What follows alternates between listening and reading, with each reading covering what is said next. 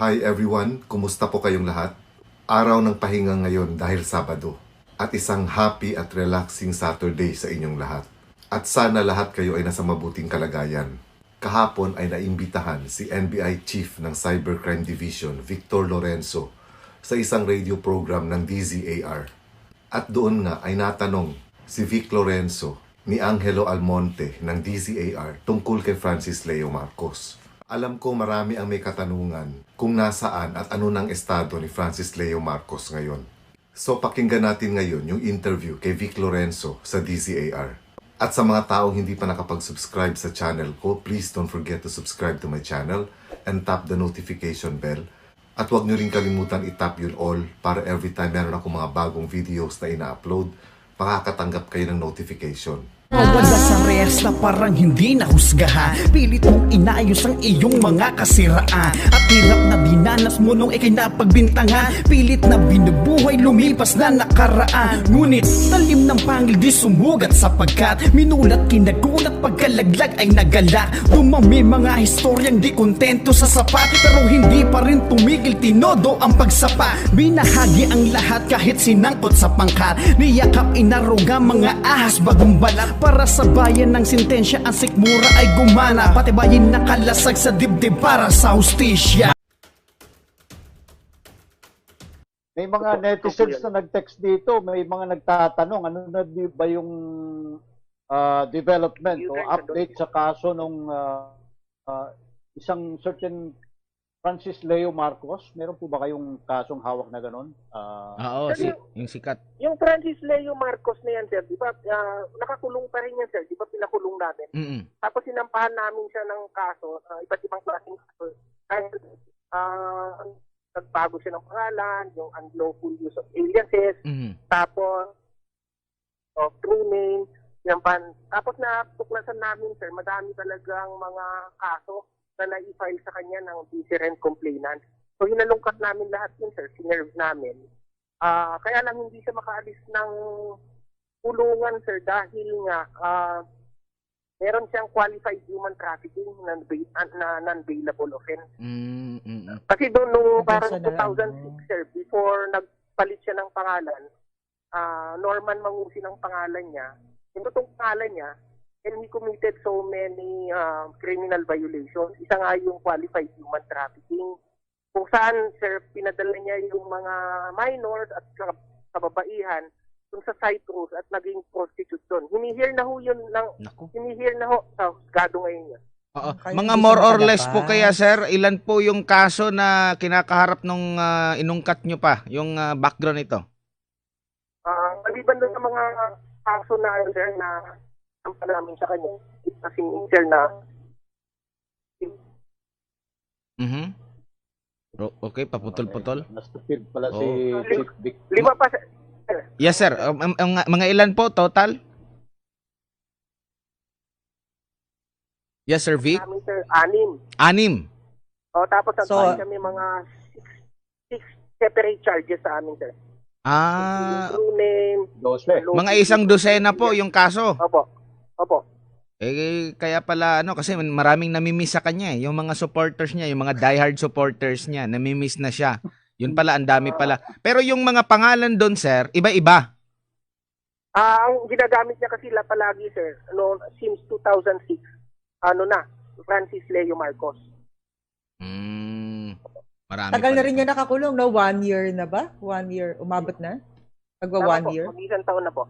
Mag-iisang taon na. So, hindi siya makalaya, hindi siya maka-bail because of this, yung tinatawag na human trafficking, dahil doon sa kasong yun, yung isang yun. Tama po. Tama, non-bailable. Opo. Hindi naman po ito miyembro ng isang sindikato po. Dito po sa latest Sir Vic. development, Chief, Sir Vic? yung protege niya na nasa abroad, yung certain Sian ba, lalaki ito, na nagpo-provide ng mga video footages doon sa bagong kaso kay Cristina Becerra.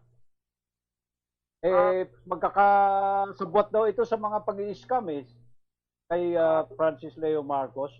Paano kaya nangyayari doon na nasa abroad itong tao? Pogante Meron siyang siya. mga Oo. intelligence May mga intelligence body siya dyan na nakapasok doon sa kaso ng flight steward na si Cristina Serra. Pino-provide niya sa mga vlogger yung mga video footages. Yun sir, hindi pa namin actually na-address. Napaka-resourceful ng tao. Pero di ba nakasuhan nyo na yun, sir? Sir, nakita namin yun sir, pero ano pa namin, tinitignan namin yung mga actual post niya. If he's going to violate yung mga either sa data privacy or any violation sir. Kasi ang naalala ko, meron ding staffa din ata yan, di ba? Kasi sabi nga, mismo nga siya, aminado siya nga scammer din siya. Parang nakasuhan din ata yan, di ba? Tapos ngayon nasa Middle East ata. May mga criminal record sir. So, wait. Challenge natin coffee Okay, challenge. susundatan ko lang ho yun. Kasi this guy, Sian, supposed to be pogante ang tawag dyan. Kasi siya mismo nagsasabi, pogante siya eh. So, ang sinasabi natin dito ay bakit masyado siyang relax ba na di ba mga pogante nagtatago? Etong tao ay talaga nakakapag-vlog, hindi ba? Nakakapag-provide pa ng kung ano-ano. Siya may hinahanap pa? Ma'am, medyo techie din kasi siya. Alam niyang i-anonymize yung location niya. Kasi ang daming pwedeng mong VPN sa technology para ma-mask mo yung IP addresses mo, yung location mo. Yun ma'am, medyo challenge ngayon eh. Napansin ko lang na parang mali yung sinabi ni Angelo Almonte habang tinatanong niya si Victor Lorenzo na kung saan ay inuugnay niya si Sian Gaza kay Francis Leo Marcos.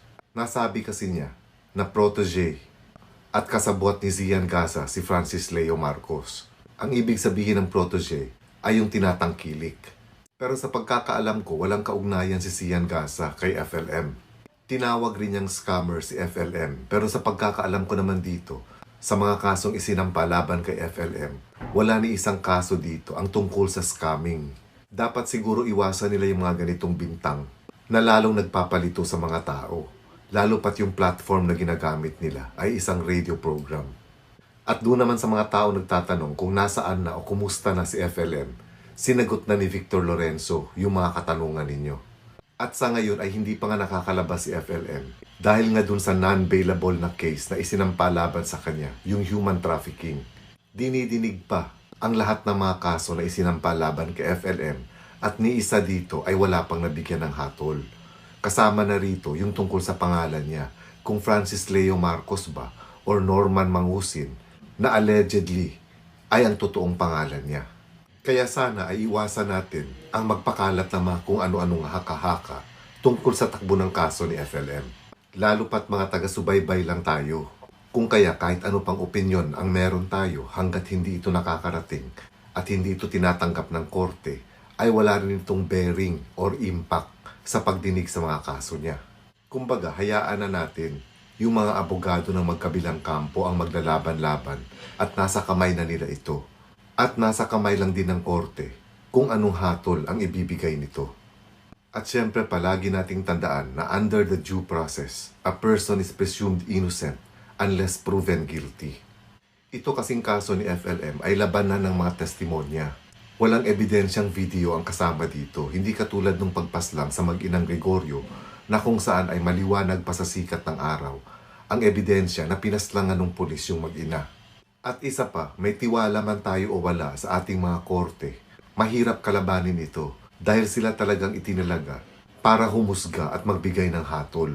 At lalong hindi tayo miyembro ng prosecution team or ng defense team. So instead na manira tayo para may masabi lang tayo, mas mabuti siguro mag-antay na lang tayo kung ano ang magiging hatol sa mga kasong isinampa laban kay FLM.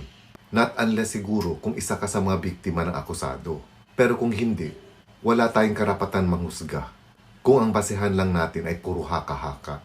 Alam din natin na may kanya-kanyang abogado ang prosecution team at ang defense team at pinag-aralan nila itong mga kaso. So iwan na lang natin sa kanila kung paano nila depensahan yung mga panig nila. Matagal at mahabang proseso ito, sabi nga ni Attorney Espejo na abogado ni FLM, hindi ito isang instant mommy noodles. Kung yun nga kay Nuesca, yung pulis na pumatay sa mag-ina, ay punong-puno na ng ebidensya. Sa Pebrero pa masusundan yung proceedings dahil kaka-arraign pa lang sa kanya. So kahit pagkaano karaming ebidensya ang meron laban sa isang akusado, meron talaga tayong sinusunod kasi na proceedings at kalendaryo ng korte. Kaya kung anumang opinion ang meron ang bawat isa sa atin, karapatan natin yon. Pero wala tayong karapatan na husgahan o bigyan ng hatol ang isang tao na hindi pa naman nahahatulan ng korte. Dahil kahit hatulan mo yung isang tao, kung hindi naman ikaw yung korte, wala ring mangyayari. Not unless kung ang intensyon mo lang talaga ay manira ng tao dahil ayaw mo dun sa tao. So yun lang mga kaibigan, at least dito klaro tayo na hanggat hindi nag-grant ng korte yung petition for bail ni FLM para sa kaso niyang human trafficking, ay hindi mo na siya makakalabas ng kulungan. Pero hindi rin tama na isipin natin na kaya nakakulong yung tao ay dahil guilty na siya. Tandaan natin, katulad na nangyari kay Senator Bong Revilla, ang tagal niya nakakulong, pero napalaya pa rin siya. Part lang talaga kasi yan ng batas at ng proseso ng ating korte at depende rin yan sa kaso kung yung kaso ay bailable or non-bailable. So hanggang dito na muna mga kaibigan. Salamat sa panonood. Pasensya na at medyo sinisipon ako. Once again, ingat kayo lagi and God bless.